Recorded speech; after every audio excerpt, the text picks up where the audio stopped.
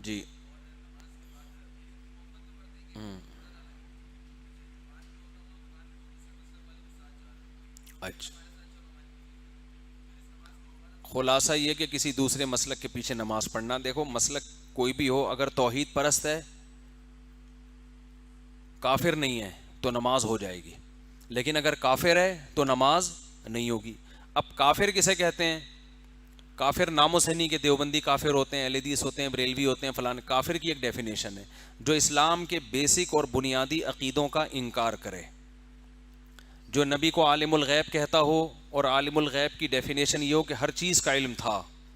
تو ہر چیز کا تو اللہ کو بھی ہے، جب نبی کو بھی، تو اللہ اور نبی کا علم برابر ہو گیا نا.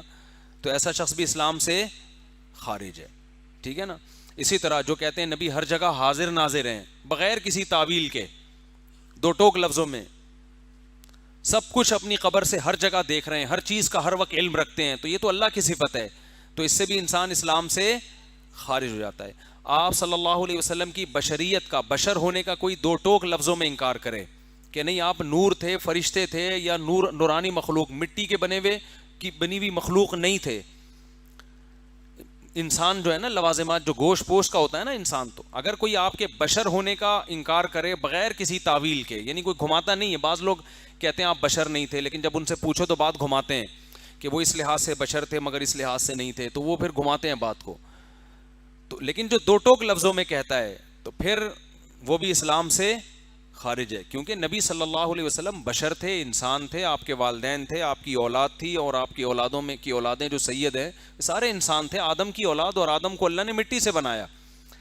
تو یہ جو بیسک چیزیں ہیں، یا مشکل کشا سمجھنا، اور مشکل کشا کا جب معنی پوچھو تو یہ کہنا کہ اللہ نے آپ کو اختیارات دے دیے، آپ جب چاہیں جس کی بگڑی بنا سکتے ہیں، اللہ نے آپ کو سارے اختیارات دے دیے ہیں، تو یہ بھی کفر ہے.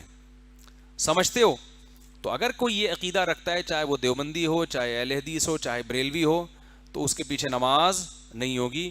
تو اتنے براڈ مائنڈڈ بننے کی بالکل ضرورت نہیں ہے کہ جوڑ پیدا کرنے کے لیے یہ کہنا ہے ہم ہر ایک کے پیچھے پڑھ لیتے ہیں. بھائی ہر ایک کے پیچھے، جیسے اسلام کا دائرہ ہے نا، اس دائرے سے آپ نکال نہیں سکتے کسی کو، تو ایسے ہی اس دائرے میں خود سے لا بھی نہیں سکتے. زبردستی اس میں گھسنے کی بھی کسی کو اجازت نہیں ہے. ایک باؤنڈری ہے اسلام کی، اس باؤنڈری کے خیال کرنا پڑے گا. وعلیکم السلام. ہاں. جی.